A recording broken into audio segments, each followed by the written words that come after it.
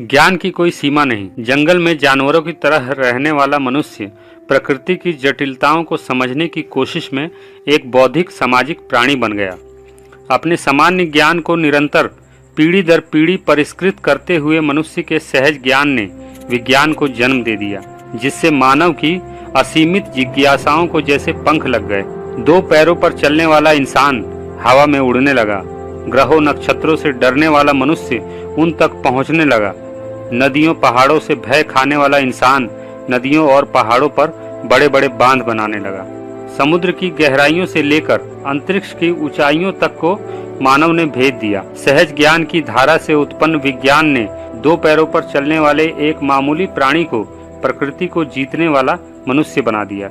लेकिन ज्ञान की इस धारा के विपरीत सदियों से अज्ञानता की एक समानांतर धारा विद्यमान रही है, जिसने ज्ञान के मार्ग को सदा से दूषित करने का प्रयास किया है। इस दूषित, संक्रमित और बीमार धारा का नाम है धर्म। धर्म एक व्यापार है।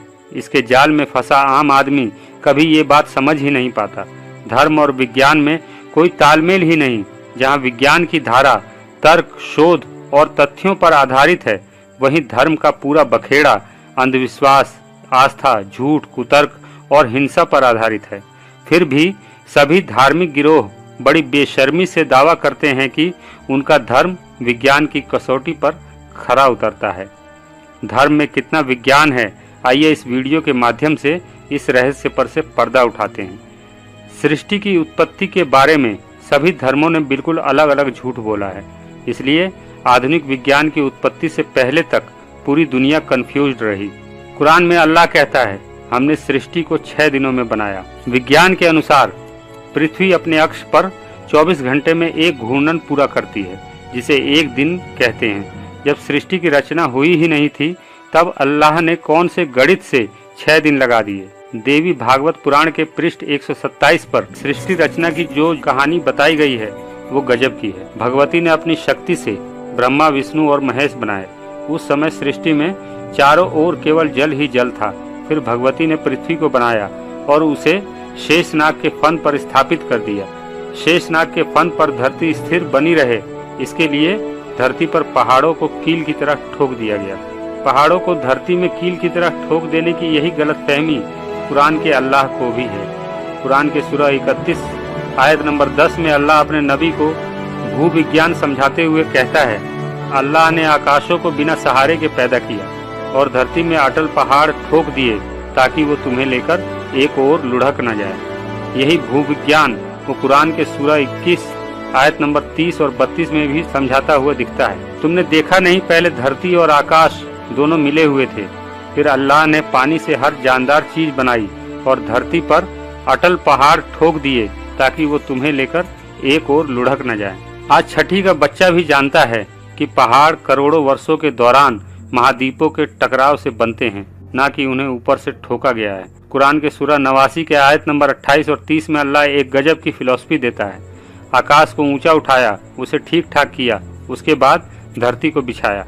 अल्लाह को साइंस की बिल्कुल समझ नहीं, वरना वो ये डींग मारने से पहले 100 बार सोचता, क्योंकि आकाश कोई छप्पर नहीं जिसे आपने ऊपर उठाया और उसे ठीक ठाक किया, और धरती कोई चादर नहीं जिसे आपने बिछा दिया। भागवत पुराण में पृथ्वी के बारे में तथाकथित ईश्वर की समझ कितनी हास्यास्पद है, इस श्लोक से पता चल जाएगा। 7 समुद्र खारे, इखरस, मदिरा, घी, दूध, मट्ठे और मीठे जल से भरे हुए हैं। ऐसा कोई समुद्र इस धरती पर तो नहीं है। हाँ, दूसरे किसी ग्रह पर जरूर हो सकता है, जहाँ ईख पैदा होते हों, जहाँ घी और मट्ठा देने वाली गाय मौजूद हो, लेकिन अफसोस कि ऐसा कोई ग्रह अभी तक नहीं मिला है। मानव शरीर कोशिकाओं का बना है। पल प्रतिपल अरबों कोशिकाएं पैदा होती हैं और मरती हैं। जैसे जैसे उम्र बढ़ता है, नई कोशिकाओं का बनना धीमा हो जाता है और कोशिकाओं के नष्ट होने की प्रक्रिया तेज हो जाती है। इस तरह आदमी धीरे धीरे बूढ़ा होने लगता है और एक दिन सभी कोशिकाओं के अंत होने के कारण उसका अंत हो जाता है। कहीं कोई आत्मा नाम की चीज नहीं होती। मोमबत्ती तब तक जलती है जब तक उसे ऊर्जा मिलती है। ऊर्जा का क्रम टूटते ही लौ बुझ जाती है, वो निकल कर कहीं और नहीं जाती।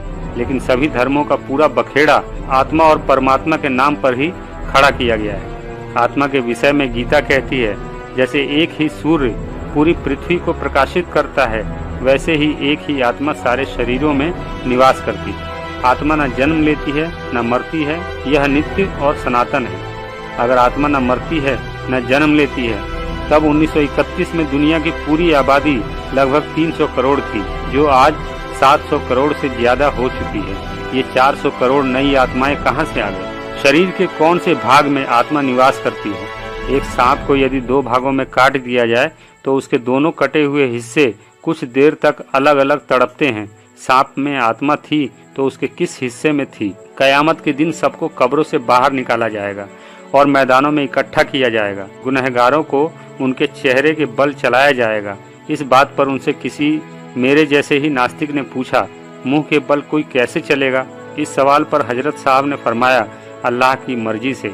जैसे अल्लाह ने उन्हें पैरों के बल चलाया, वैसे ही वो उन्हें मुंह के बल भी चलाएगा। अल्लाह ने आसमान को धरती पर गिरने से रोक रखा है। ब्रह्मांड में खरबों आकाश गंगाओं में से एक मिल्की वे के एक छोटे से हिस्से में स्थित एक सौर मंडल में सूर्य का चक्कर लगाने वाली एक मामूली सी पृथ्वी, अनंत ब्रह्मांड की विशालता में जिसकी कोई औकात नहीं, उस पृथ्वी पर आकाश गिर जाए, ये कितनी हास्यास्पद बात है। पृथ्वी गाय पर टिकी है। एक हदीस के अनुसार पृथ्वी एक गाय पर टिकी है जिसके 4000 सींग हैं, और वह गाय एक मछली की पीठ पर टिकी है, और वह मछली पानी पर टिकी है, और वह पानी हवा में लटका हुआ है, और वह हवा एक पत्थर पर टिका है, और वह पत्थर अल्लाह के एक फरिश्ते के सिर पर रखा है। कमठ से समधर वसुधा के पृथ्वी कछुए की पीठ और शेषनाग के फन पर धरी हुई है। धर्म ग्रंथों की ऐसी बेहूदगी से भरी अवैज्ञानिक बातों के रहते कोई भी समाज कभी तरक्की नहीं कर सकता। इसीलिए डॉक्टर अंबेडकर कहते हैं, यदि तुम समाज को बदलना चाहते हो तो सबसे पहले धर्म ग्रंथों को बारूद से उड़ा दो। ये तो कुछ उदाहरण मात्र हैं। सभी धर्म ग्रंथों में ऐसी जाहिलाना बातों के सिवा कुछ नहीं। धार्मिक पुस्तकों की इन्हीं जहालत भरी अवैज्ञानिक बातों के कारण ही विज्ञान के क्षेत्र में धार्मिक लोगों का योगदान 0 है। यही वजह है कि भारत और पाकिस्तान जैसे देश प्रगति की दौड़ में बहुत पीछे छूट गए। यह भी एक सच्चाई है कि जब पूरी दुनिया अज्ञानता के अंधकार काल में निर्मम प्रथाओं के सहारे कुरीतियों पर आधारित संस्कृतियों को गढ़ने में लगी थी, उस समय भारत में वैज्ञानिक चिंतन की उज्जवल धारा बह रही थी। चारवाक दर्शन के नाम से प्रसिद्ध उस दार्शनिक परंपरा को आगे बढ़ाते हुए तथागत बुद्ध ने भी मानवता पर आधारित एक तार्किक चिंतन को लोगों के जीवन का हिस्सा बना दिया। लेकिन धर्म जिन लोगों के लिए धंधा था, उन लोगों ने भारत से उस अनमोल चिंतन को पूरी तरह बर्बाद करते हुए उसके स्थान पर शोषण और पाखंडों पर आधारित एक ऐसी व्यवस्था थोप दी जिसकी वजह से ये मुल्क 2000 वर्षों तक गुलाम रहा। आज भी तर्क और ज्ञान का गला घोटा जा रहा है, जिससे समाज में अज्ञानता बनी रहे। ज्ञान की धारा निरंतर बहती रहनी चाहिए, इसी में संपूर्ण मानवता का कल्याण है। लेकिन ज्ञान के मार्ग में सबसे बड़ा अवरोध धर्म और धार्मिक मान्यताएं ही हैं, जिन्हें ध्वस्त किए बिना विश्व कल्याण की बात करना भी व्यर्थ है। धर्म एक व्यापार है, इसके जाल में फंसा आम आदमी कभी ये बात समझ ही नहीं पाता, क्योंकि धार्मिक गिरोहों का प्रचार तंत्र बहुत मजबूत है। किसी भी मजहब की बुनियाद झूठ, शोषण और पाखंडों पर ही खड़ी है, जिसे कायम रखने के लिए समय समय पर उन सभी धर्मों को हिंसा का सहारा लेना पड़ता है। विज्ञान की रोशनी से धार्मिक जहालत के अंधकार को भगाया जा सकता है, लेकिन शासक और शोषक जमात ऐसा कभी होने नहीं देगी। महापंडित राहुल सांस्कृत्यायन के शब्दों में कहें तो मनुष्य जाति के शैशव की मानसिक दुर्बलताओं और उससे उत्पन्न मिथ्या विश्वासों का समूह ही धर्म है। यदि उसमें और भी कुछ है तो वह है मुल्ला, पुरोहितों, सत्ताधारियों और शोषक वर्गों के धोखे फरेब, जिससे वह अपनी भेड़ों को अपने गले से बाहर नहीं जाने देना चाहते।